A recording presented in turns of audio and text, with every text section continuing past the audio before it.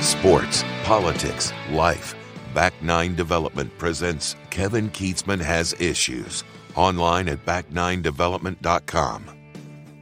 You just couldn't have scripted a better performance by the Missouri Tigers on Saturday night in their 38-21 win over Kentucky than what we saw in a well-rounded performance from a team that's having a terrific year, and that one bad moment in the fourth quarter against LSU probably right now is keeping Missouri from being undefeated and ranked in the top 10. We're going to start with college football in this episode of KKHI. We'll get to the NFL and a big day Sunday where the Chiefs didn't play, but we saw all kinds of good things for the Chiefs, even though they weren't playing. And, of course, we'll catch you up on all the news and things that are going on around the Midwest and around the world. But to me, it all starts about the Missouri Tigers. This win for them on Saturday night, it's not very often that I think back about my career and all the years that I've covered Missouri football and basketball. It is not very often that you look at a team like Mizzou this year and say, okay, there's pieces here. We really like what we see. You've got a quarterback. You've got a receiving core, to be quite honest. I mean, Luther Burden in this game only had 15 yards. Kentucky did a nice job of limiting Burden. The other guys stepped up. Weiss had a touchdown. Johnson touchdown. Really, really nice performance all the way around by this receiving core. But it's been very rare that you get to a point in the season where you say, okay, here's what's missing, and here's what we have to see out of Mizzou. And I sort of challenged last week, is like in my way, saying, look, to convince me, I got to see this. What I said I got to see is I got to see more well-rounded play, all three phases of the game, and a strong finish. Because I didn't feel like, even though Missouri beat Kansas State, I didn't feel like they really finished strong in that game. Neither team did. They were both kind of playing giveaway that day. And a 61-yard field goal or whatever to win it is not exactly grabbing the brass ring or the bull by the horns or any other cliche you want to use. I said, I need to see that out of Missouri. And man, did we see that in a big way on Saturday against Kentucky. This was a whitewash in the fourth quarter. Missouri wins the fourth quarter 18-0. They win the game 38-21. You couldn't, again, they're down 14-0. 62,000 fans are absolutely going bat-spit crazy in Lexington. And believe me, they love their football there. You don't think of Kentucky as a football school or whatever. That's a good team. They were ranked. They've had sustained success with this coach and this program now for years. They are not Georgia. They are not Alabama.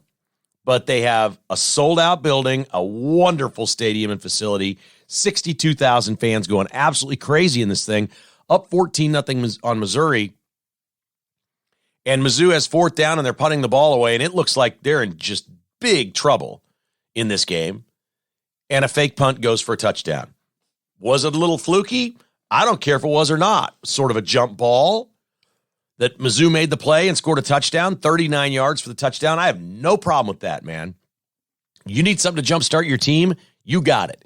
And special teams did that for Missouri with that touchdown and completely reset the table for the game. That didn't win or lose the game right then and there, but boy, you could see a scenario where Missouri found itself down 28-7 at the half if they don't have that play.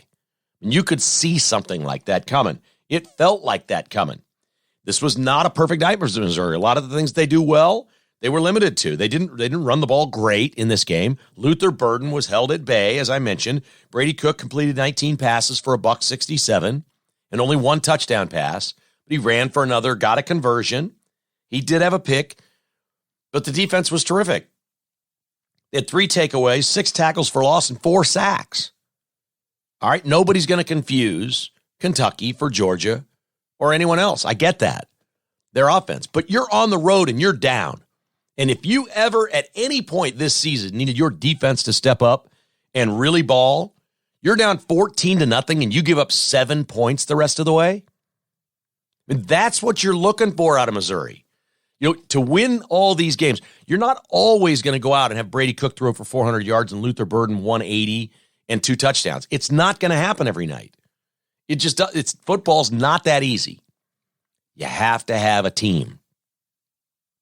And Missouri showed something, in my opinion, on Saturday night that we really haven't seen out of Kansas State and Kansas this year. I know we talk about the 3 similarly, but it was that complete performance. It was that lockdown at the end of the game. I mean, they went forever to give 7 points in 3 quarters, essentially.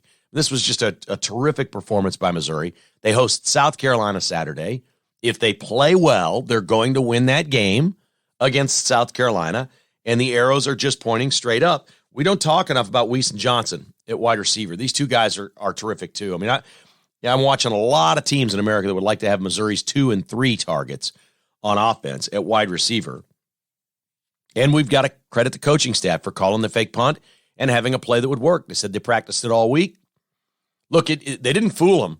Normally a fake punt works because you fool the defense or the special teams defense. They didn't fool him. He was covered. He was covered the whole way. And eventually just kind of a jump ball, went up and got it, broke away from the defender and scored the touchdown. You take it, man. You absolutely take it. This was a great win for Missouri. And I don't have I'm not delusional. It's going to take something crazy for them to beat Georgia. All right, they'd have to go down and Georgia'd have to have one of those games where they fumble it 3 times and throw an interception and Missouri gets 4 takeaways and stays in the game. It's going to take that against Georgia. But we saw Missouri beat Georgia for 58 minutes last year, didn't we? In Columbia. We saw Missouri beat Georgia for 58 minutes. And it almost looked fluky in the end that Georgia won that game. I'm not calling for them to win the division. I'm not saying that's going to happen. Because I still have in my mind what happened against LSU at the end. And that was not a good look for Missouri. Kansas went through that this week. We'll get to KU in a moment. They had their Mizzou-LSU game moment on Saturday. But to see what they have leads me to believe that, you can't ever just write down win, but I'd be shocked if they don't beat South Carolina on Saturday. This should be a win for Missouri. And why can't they beat Florida and Tennessee? I can't think of any real reason why they can't beat those teams. Florida's beatable. All right, Florida's not all that explosive, which is good. They're good. They're good, man. They're good. They beat Tennessee. Playing at home, they beat Tennessee. Tennessee's got some explosion to their game, and they play really fast. Different kinds of matchups. Tough division. But wouldn't you take it right now? Would you take finishing second to Georgia in the division? Would you take that right now if you're a Mizzou fan? I think you would. And it might even get you in a New Year's Day bowl game somehow. Could be a 10-win season. It is sitting there for Missouri. It's there. They have it.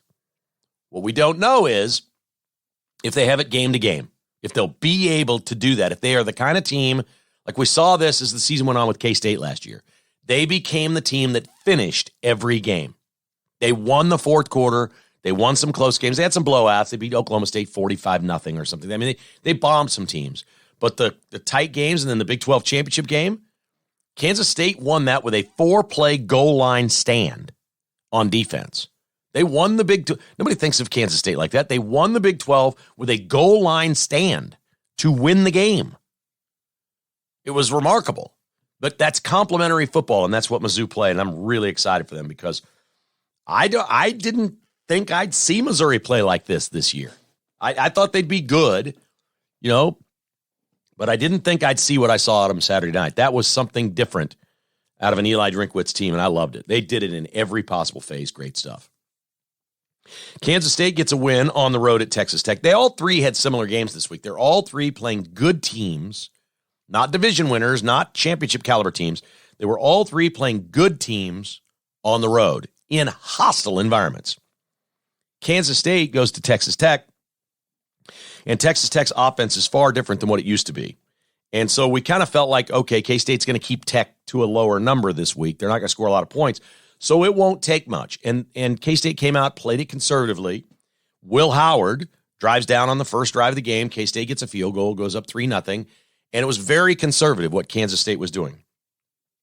This was a really unique game. You know what happened. Avery Johnson, the freshman, came in at quarterback and scored 5 touchdowns. We'll get to that in a moment. Let's talk about what happened with Will Howard, because this is one of the more remarkable things in college football this year. This is a fine quarterback. Okay, there is nothing wrong with Will Howard. He is not playing with great confidence right now. My personal belief is there are 2 reasons.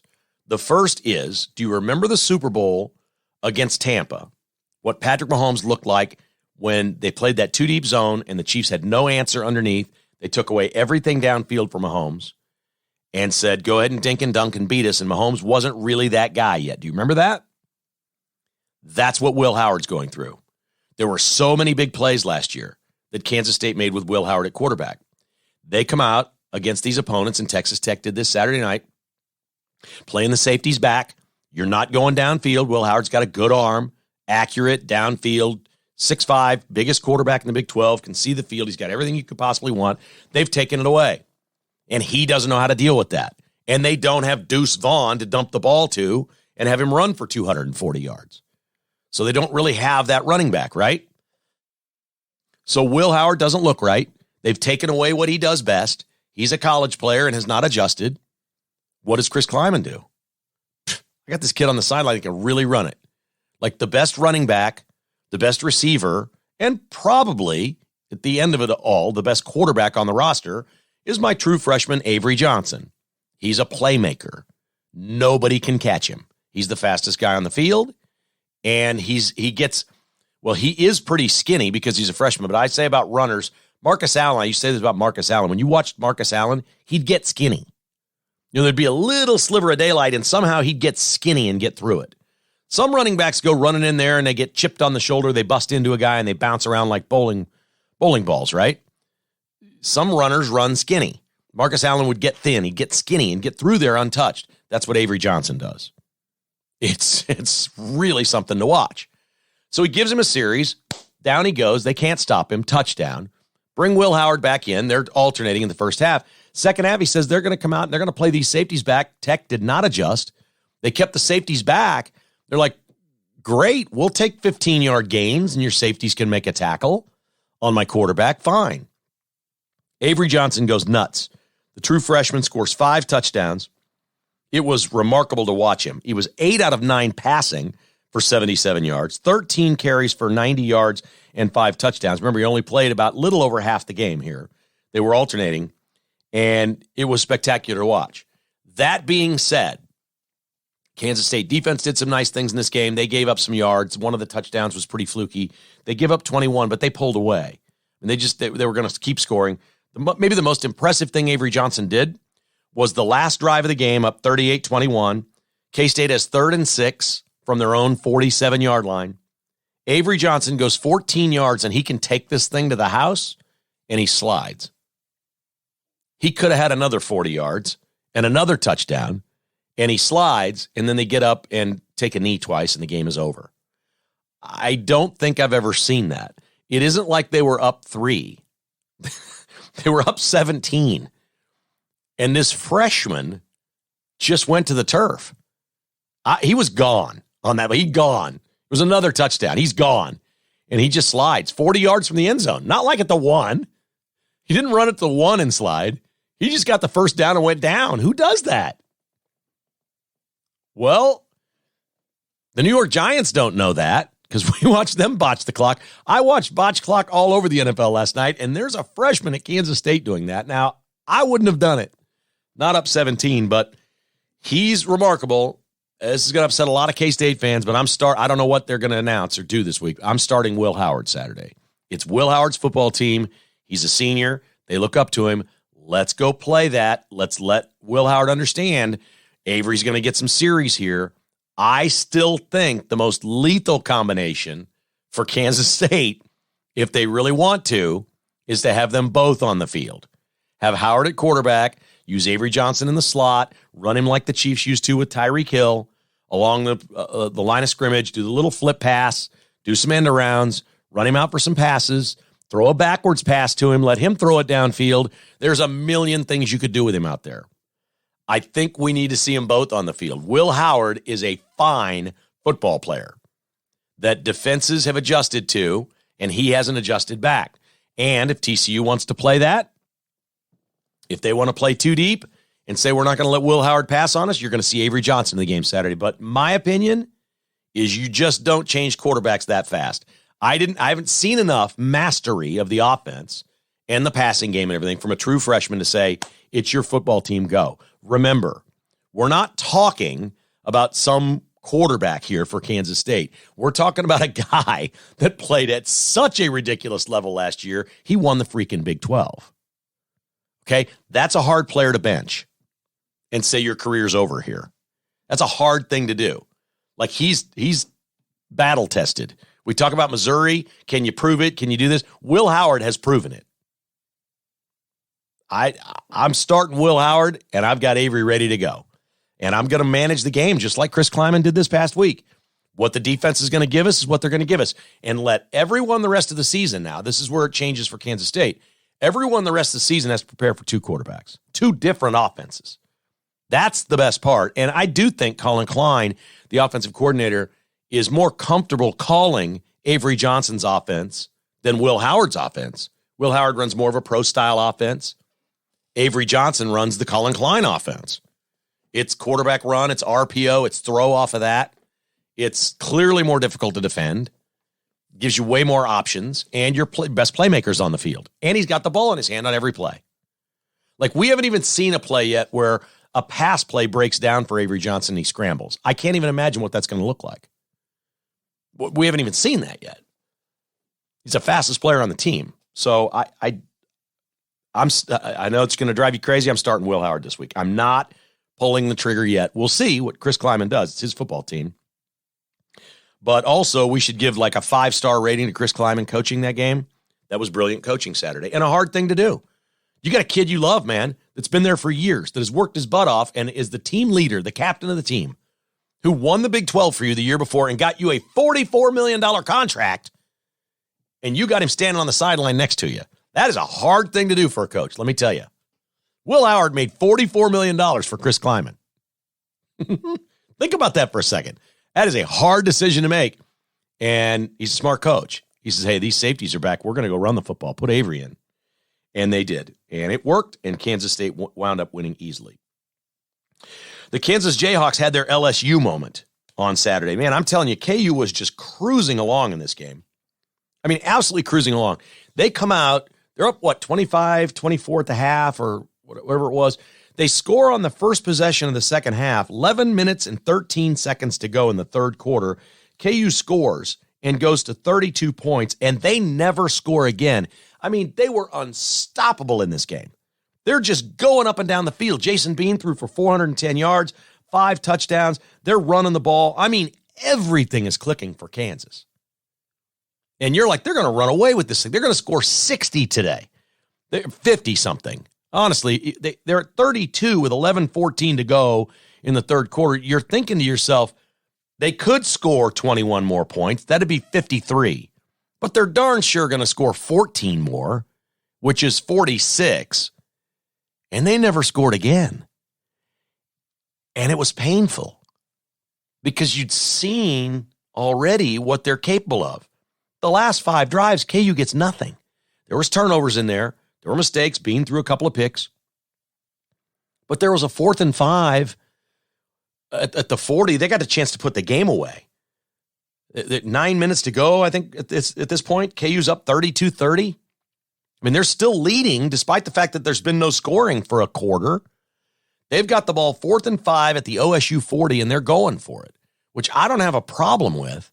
But they fumble the ball, and they turn it over on downs. Oklahoma State goes down and scores, and the game's changed. At this point, KU's playing catch-up, and it was really, they were playing so well and scoring at such ease, this should never have been a game where KU was playing catch-up. They were the better team most of the night, and they just epically fell apart. The defense is going to be bad at times this year. We know that about Kansas. All right, this Ollie Gordon for Oklahoma State had 284 total yards, running and catching. I mean, they had 555 total yards offense, Oklahoma State did. We're not going to pin this on KU's defense and say, look, we expect them to shut Oklahoma State down the second half. No, Kansas is still the team that's going to have to outscore people. But how do you explain, I mean, the X's and O's of KU's offense it's the best I've seen this year anywhere. They just get the receivers get wide open. The run blocking is gaping holes. It's just a brilliantly designed offense. And then 5 straight series, they do nothing. It's mostly self-inflicted. You can't sit there and go, well, Oklahoma State's got a great defense. No.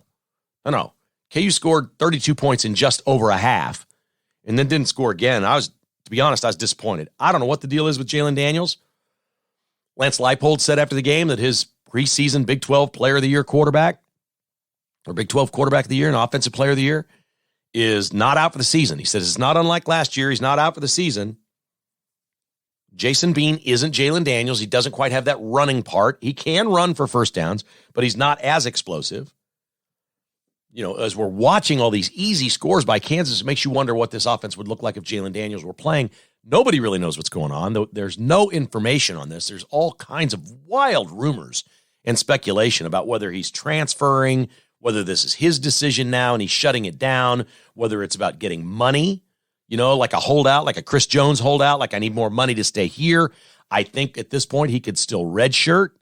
There's a lot of things in play here with Jalen Daniels, who's probably not a pro quarterback, but could make a lot of money playing college football. I don't know what's going on with him. And there's just scant few details from Lance Leipold. But it hasn't mattered. Jason Bean is good. You throw for 410 yards and 5 touchdowns, you ought to win. Kansas had an extra point block. They botched a snap on one. They got to clean some of those things up. But I was disappointed, to say the least. I would have bet, if somebody said, what kind of odds would you place on Kansas gets the ball 5 more times today and doesn't score? I'd have said, I'll give you 1,000 to 1 odds on that, because it was unthinkable at that point. But that is exactly what happened in that game. Don't look now in the Big 12, but Iowa State is 3-1 in the Big 12. Remember a few weeks ago, a fan was cussing out Matt Campbell, their coach, walking off the field. It was kind of an ugly scene, and Campbell had to be held back.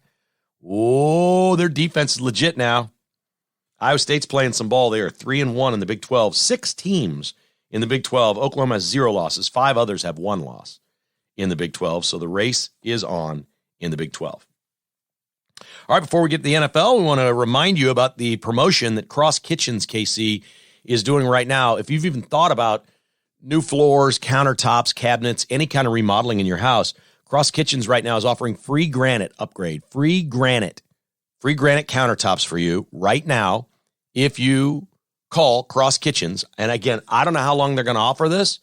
Well, I kind of do. They're going to offer it until their work schedule is full. They want to fill up the books the next 3 months or so with their work schedule for all their workers.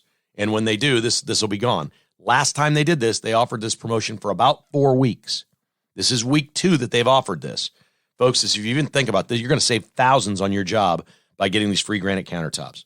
Just call 816-898-7047. Now, you can't just get the free countertops. Obviously, it's a qualifying job of some sort. It would require flooring or cabinets or remodel, whatever it is that you're doing. But Tim and Brittany will walk you through that. They're a wonderful young couple. They just do great work. They'd love to come meet with you in your home and talk about what they can do for you. And right now, you can save thousands of dollars on your remodel job by calling Cross Kitchens KC at 816-898-7047. That's 816-898-7047. You don't have to get this done in the next 2 months. You have to set the appointment, put like a deposit down and say, here's what we're doing. Then you can work your way through it and take your time, and you still qualify for the free countertops. So make the call to crosskitchenskc.com. Earth Effects Outdoor for everything outside your house. Great time of year to do some landscaping, put in trees. October is the best time of year to plant trees. October, November, perfect time to put trees in. Or if you'd like to build a fire pit out back or an outdoor kitchen of some sort, hardscapes, Earth Effects Outdoor is Kansas City's leader in hardscapes. Over 25 years, Earth Effects has been doing this all over the metro area. Give Daniel and his team a call at 816-478-7700 or log on to eeoutdoor.com. And Amini's Galleria. This is Amini's for all your outdoor furniture this fall. Or, I'm telling you, man, the health benefits of a sauna in your home are real. If you've got joint pain and some things like that, this can be just fantastic for you.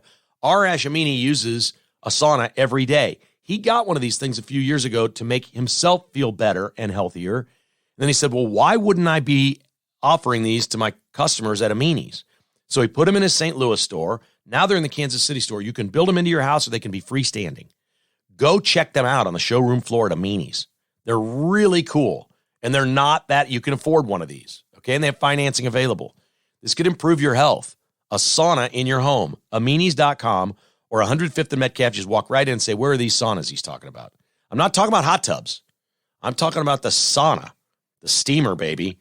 105th and Metcalf in Overland Park. You, too, can have the health benefits of a steamy sauna in your home from Amini's at 105th and Metcalf. Hey, it's kind of fun every now and then to have a Sunday where the Chiefs don't play and we watch other teams fight it, because the NFL is a battle. Some people complaining that scoring is down, that the games are grittier, that coaches are too conservative, that we've got all this and that.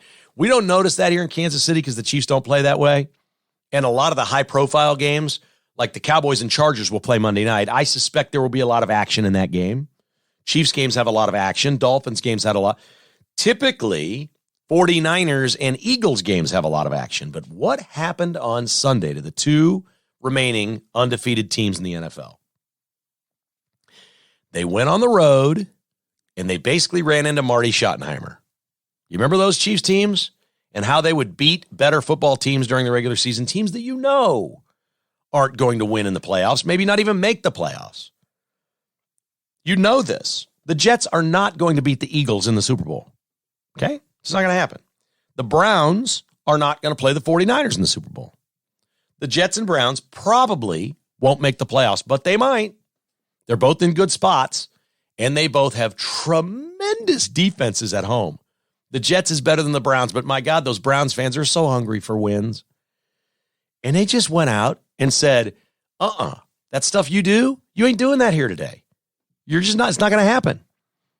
And the Eagles lose and the Niners lose, and it was fun. And I think there's room for this in the NFL. There's enough high-flying games. There's enough. Look, if you don't have that stud quarterback, your chance to beat somebody really good is to go play defense. And the reason this is so important is you've been watching the Chiefs this year. The Chiefs have the stud quarterback. And we've seen defenses keep the Chiefs down a little bit this year. The defenses are getting better. They're adjusting to what a lot of these offenses have done. The defenses around the league are getting better. They just are. Everything is cyclical. Do you know how you know the defenses are getting better in this league? Because the Chiefs' defense is so much better. Hell, if the Chiefs' defense is number 2 in the NFL right now, how much better is defense everywhere? If the Chiefs are able to do this. I'm not sure they're number 2 after the weekend. We'll have to see, because there were some tremendous defensive performances in the league this weekend. But they were number 2 heading into Sunday's play. And that's a good thing, because now the Chiefs can beat the 49ers or the Eagles in the Super Bowl by holding them to 17 points. How does that sound? Because we watched it with our own eyes, because the Jets and the Browns pulled that off on Sunday. I love that about the NFL. The Chiefs have 2 ways to beat you. And if the Chiefs are going to be in one of these games, imagine you're the Jets or the Browns, and you're in these low-scoring defensive games, and you're trying to, pull the rabbit out of the hat and win the game. And the Browns got a little lucky because the Niners missed a field goal at the buzzer. So there was some luck involved in that. But imagine you're trotting out the quarterbacks the Jets and the Browns are, backups, both of them. Now imagine you're the Chiefs with a good defense, and you're in a slugfest, and it's 17-all with 1:30 to go, and you got Patrick freaking Mahomes. That seems pretty lethal to me. And I expect it. And I'm tired of the whining of Chiefs fans. Seriously, you bunch of complaining whiners. This offense, these receivers, this, that. This team has the best record in the NFL, tied with a couple of others at 5-1. Complain all you want about the way they're playing. They have everything it takes. They do not have the wide receiver that some other teams have, but they've got Travis Kelce, which other teams don't have. They have Mahomes, which nobody has. And now they've got a defense that looks like it stacks up with anyone. This is ridiculous what the Chiefs have right now. It's embarrassment of riches. For Patrick Mahomes to be on a team that has a top 10 defense is a joke for the rest of the league. That is a really bad spot for them. I love it. I love what I saw in the NFL this weekend, and I think it bodes well for the Chiefs, and they have many formulas to beat you. Many. Travis Kelce and Taylor Swift were on Saturday Night Live Saturday night. I don't really care all that much about that. I care more about the Chargers on Sunday. Stan Weber will join us later in the week to preview the Chiefs and Chargers. That'll be fun. My Taylor Swift news isn't about her being on Saturday Night Live or spending a couple nights at Travis Kelce's house in Kansas City. My Taylor Swift news is, I mentioned USA Today wrote a piece. Breitbart wrote a piece. You may recall many months ago, I was talking about how Taylor Swift could swing the next election, and people laughed at me, and I got emails. Now the Dole Center for Politics at the University of Kansas, Professor Brian Sullivan, has done an interview, and a story is out that the political experts at the Dole Center for Politics at the University of Kansas and a professor at Wichita State. They both believe Taylor Swift, if she chooses, can swing the election. Just by the sheer number of people that will vote for the first time. Because she'll say, go sign up, go vote, and go vote for the Democrat. This is all about abortion. This is all about abortion. It's not all about abortion. Taylor Swift's got other things she's passionate about, but it's mostly about abortion. It's mostly about, to young girls, these mean men, mean white men, want to take your health care rights away from you. That's what they want to do. Men are evil. Women are great. You got to vote for a man that at least let you abort babies. That's what this is all about. Now, she's got other issues, although I can't imagine why she wants higher taxes, which she's got. Although she has she's got that place out in the Hamptons. She's got another one in Manhattan. And then her main residence, oh, yeah, that'd be Tennessee where there's no income tax. Yeah, right. So she's got to sleep there 180 days a year or something? I ain't buying it. She's always on the road. She doesn't sleep anywhere 180 days a year. Somehow she avoids taxes by staying in Tennessee after she left country music. See, this is a typical liberal. Hypocrite all the way. I want to be this New York fashionista. I'm the biggest star in the world, but I want to pay Tennessee taxes. Of course you do. And then you want to indoctrinate 11-year-old girls and teach them the second they're 18 to sign up and vote for Democrats so they can abort babies. This is wacky. Wackadoodle. The Dole Center is on board. People think I'm nuts talking about this Taylor Swift stuff. It's real. And there are millions of them. She did $100 million in the box office this weekend. It's nothing but a video of her concert that they all went to. We want to go see it again at AMC Theaters. $100 million. 4 days. We got an uphill battle against Taylor Swift. Do not fall in love with the Travis and Taylor thing if you care about America. And the crazy part is Travis's friends are all conservative. His favorite guys on the team are all MAGA guys. You know what? He probably hasn't talked politics yet with Taylor and probably hasn't even looked. But boy, I'll bet she loves the fact that he did the Pfizer shot. Woo. So disappointing. All right, our news today is brought to you by our friends in Manhattan at the Bluemont Hotel and Colbert Hills. There is still time between now and Thanksgiving and some beautiful weather. It's supposed to be 70s all week now. Book this and go. Go play Colbert Hills. It's gorgeous in the fall. The trees are beautiful. And stay at the Bluemont Hotel. You get a one-night hotel and one round of golf for $110. That's crazy. Call Zoe at the Bluemont Hotel. She's in sales and events, or just call Bluemont and ask for Zoe. 785-473-7091. That's 785-473-7091. She can set it up for you and a buddy to go play, or you could take 16 people and do this with your work, with your company. Get them out of the office for a day. Go bond. Have some fellowship for a day with all the folks at your office. Spend the night, have a little dinner, maybe a couple of beers, whatever. Play some golf. 785-473-7091. They're basically saying, come do this for nothing. Come stay in a beautiful hotel, the perfect place in Manhattan, and the best golf course anywhere for $100. Crazy. BluemontHotel.com. North Kansas City Dental is my dentist. I saw Dr. Bush last week. He's an award-winning dentist, and he can be your dentist too. Why don't you call and schedule that appointment? You should go every 6 months. 816-471-2911. Call him up and say, I'm making the switch. I'm leaving my dentist because I want to talk to Dr. Bush about the Chiefs and maybe a little bit about Trump. Who doesn't want that in a dentist? I mean, if they're working in your mouth, you don't really get to talk. You might as well listen. Just say, give me the full show. Like he'll give you a full podcast in the chair if you ask for it. 816-471-2911. It's nkcdental.com. And John and Heather over at Amazing Garage Floors are sealing driveways right now at a very low cost, which will add years to the life of your concrete, whether it's driveways, sidewalks, patios. Get them sealed right now. Fall's the best time of year to seal your concrete. 913-901-7139. That's 913-901-7139. Online at AmazingGarageFloors.net. While they're there sealing, just get a bid on your garage floor. Decide whether you want to do that or not, because it will change your life, guys. That garage floor changes your entire house. AmazingGarageFloors.net. And a reminder, before we start the news here today, all of our sponsors are at thekklist.com. This week on the podcast is going to be a little different because we're headed to Arizona. And so a couple of podcasts are going to be pre-recorded. We'll drop them each day, but they're just going to be interview podcasts. And I probably won't, be taking care of the sponsors quite as well as I do on every other podcast, but it's better than not having a podcast, right? Friday, Spencer Kleiman will be our guest. He's getting married Friday night.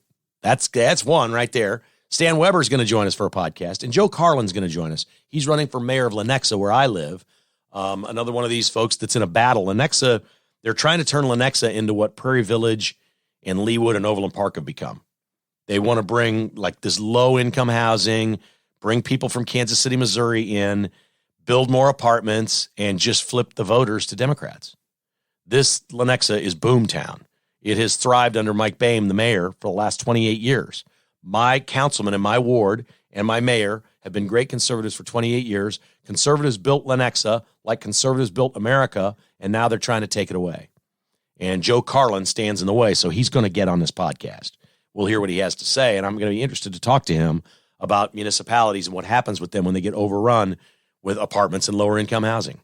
Can't wait to hear his thoughts on that. So we'll have some different podcasts this week. I just want to remind you that any of our sponsors are always in one place, thekklist.com. Thekklist.com. Go there and check them out at any point. If you don't remember, the phone number to call Amazing Garage Floors or whatever, it's all right there. If you don't remember their website, go to the one website that has them all, thekklist.com. There's still no Speaker of the House. Kevin McCarthy, the former Speaker of the House, says there's going to be a vote on the floor Tuesday. I'll believe it when I see it.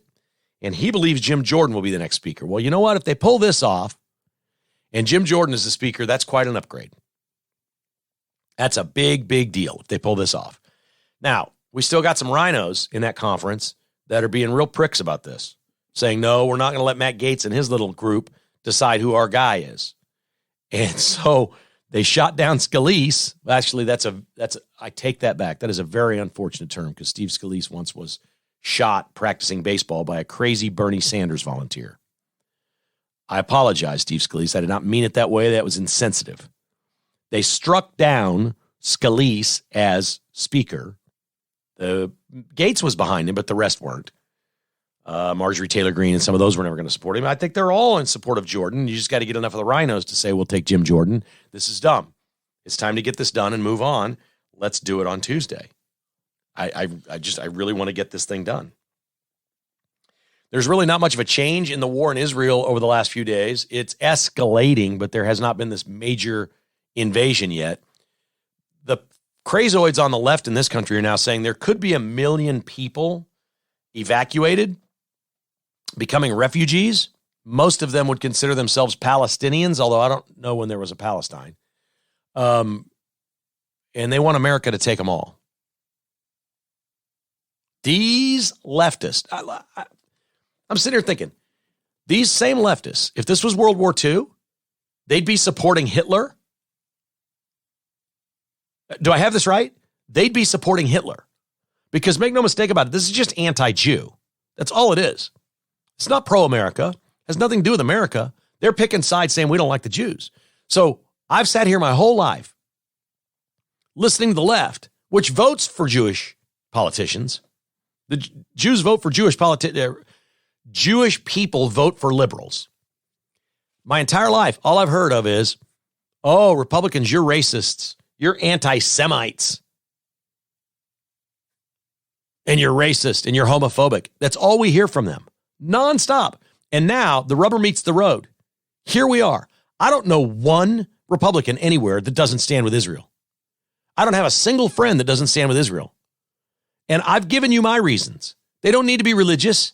I don't need to pick a religion. I've got a religion. I'm a Christian. It doesn't apply here. Okay? I don't need to do that. Mine's real simple. How many Americans have been taken hostage by the Israelis? 0. How many by the Palestinians? Well, we don't know. They've got at least 200 hostages. We've got, 15, 17 missing Americans still?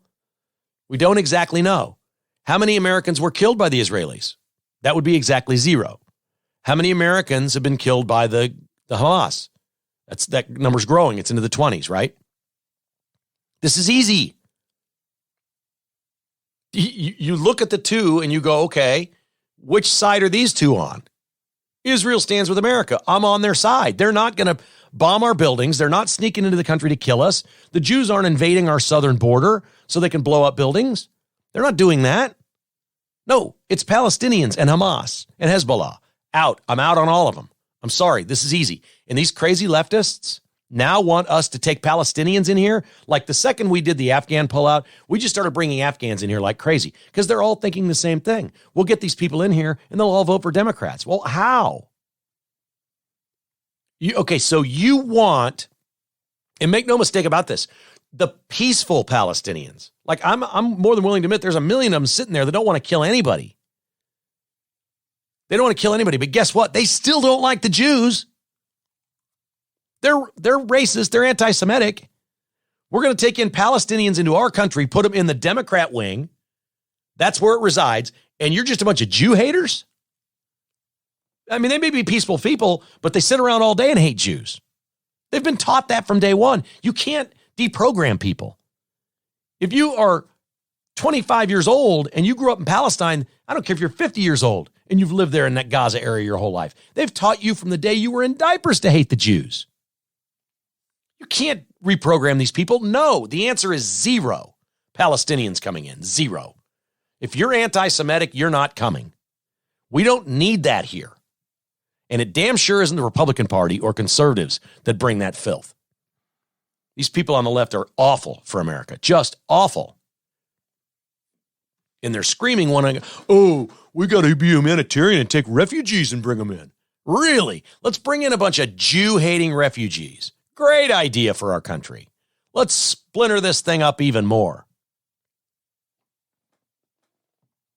We need to re-embrace our cultural norms and traditions as Americans. One nation, under God, indivisible. We need to embrace that. Diversity is okay, but you cannot let it rip your country apart. A country must have an identity. It must have a history. It must have a societal norm. You can love all people, but we must keep our traditions and our unique American culture. And for darn sure not be ashamed of it like the left is. People are crazy, man. Kari Lake is running for Senate in Arizona. It's going to be fun to be out there for a few days this week and see how this is going. Kari Lake didn't win governor. She thinks she did, and they've recounted and whatever. She didn't win. She's running against a guy named Ruben Gallego for Senate now, and she's got a 10-point lead. Kari Lake's got a big lead now. So this is a pretty good peek that 3 years of Joe Biden in Arizona is going back to the red. That they don't like what they see with Joe Biden. So Kari Lake's got this lead, and she had, like, I believe in fighting hard and tough and being dirty if you have to. Ruben Gallego comes out and says, and he may be right, Kari Lake is dangerous on abortion. She wants a complete abortion ban in Arizona. I think that's dangerous policy for Republicans. I think that's a good way to lose elections. I think you get no women to vote for you. Very few. Very small number. I think you're just kissing a lot of that vote goodbye. I would love to see, personally, in order to reduce abortions in this country, a federal law passed. 12 weeks, 15 weeks, whatever it may be. That's what I'm for. And get this issue off the ballot once and for all. It's bad for Republicans in most places, and it may be bad for her if Gallego keeps it up. Gallego attacks her on abortion, says she's dangerous for Arizona. She had the greatest Trump-like comeback in the history of Arizona politics. Kari Lake immediately, upon being accused of being dangerous on abortion, puts on X about Ruben Gallego, quote, Ruben, you left your wife when she was 9 months pregnant. Maybe you should sit this one out, unquote. This crazy leftist, can you imagine? He left his wife when she was 9 months pregnant. So what did he do? For 9 months, he tried to talk her into an abortion. This is what he wanted, and she wanted to have the baby, and he left her? Oh my God, what is wrong with these people? You left her 9 months pregnant, and you're railing on Kari Lake's stance about pregnancy and abortion and having children. Wow. Polling matters. She's up, but that cannot be a winning issue for her in Arizona. It's not a winning issue hardly anywhere anymore. And I don't think we're ever going to get to zero abortions in this country. I don't. If we allow it state by state, which is fine, we're going to lose a lot of elections that way. And there's going to be plenty of states where there are no abortions, but there's going to be plenty that are just factories, like it's tourism abortions. I don't know why we can't say as conservatives that part of the moral high ground here is to say if there were zero abortions in this country, that it would still be happening in back rooms and other places. Why can't we say that there's something more humane? If we got a 12-week abortion ban, abortions would come way down. Way down. And that's God's work too.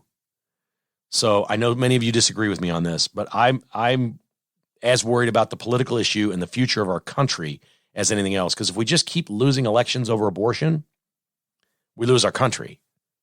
And that means a lot to me. That means a lot.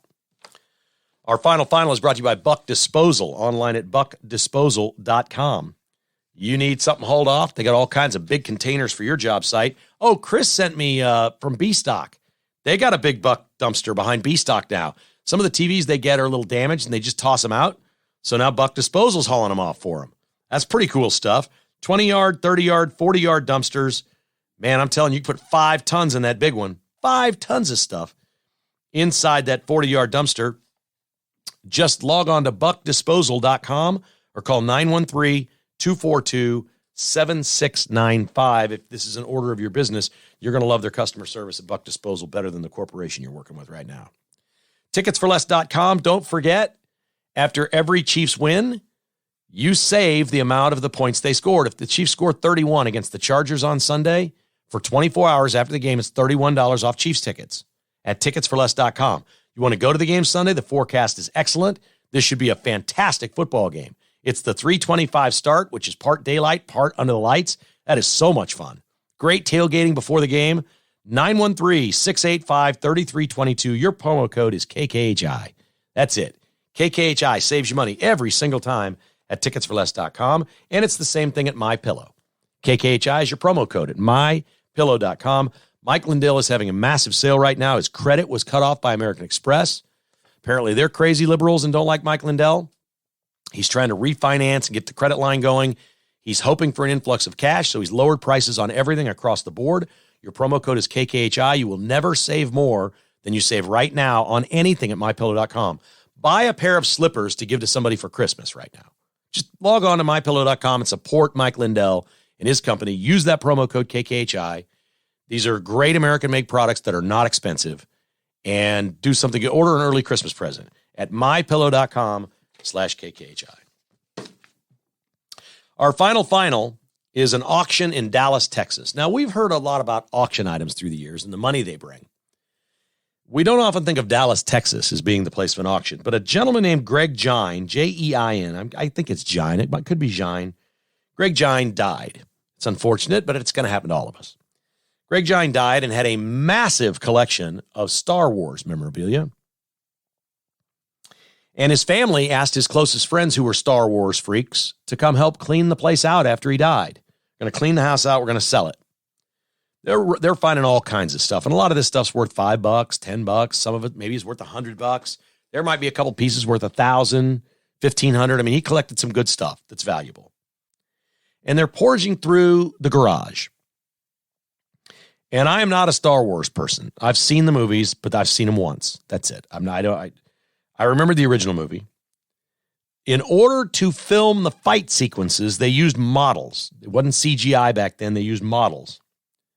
They used a 20-inch X-Wing Starfighter model in the original Death Star space battle of 1977 Star Wars.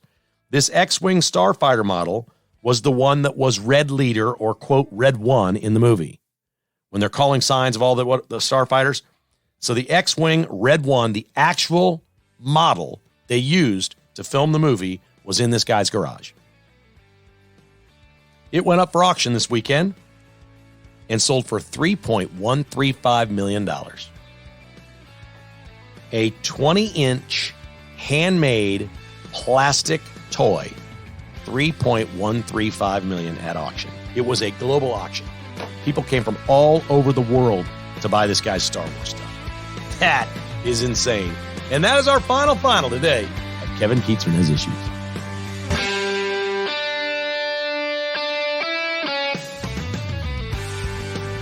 Thanks for listening to Kevin Kietzman Has Issues, presented by Roberts Robinson Chevrolet Buick GMC. To get exclusive patrons-only podcasts, receive a weekly newsletter, and attend in-person patrons-only parties, visit kkhasissues.com and become a patron today. This has been a production of Crooked Tail Media Incorporated.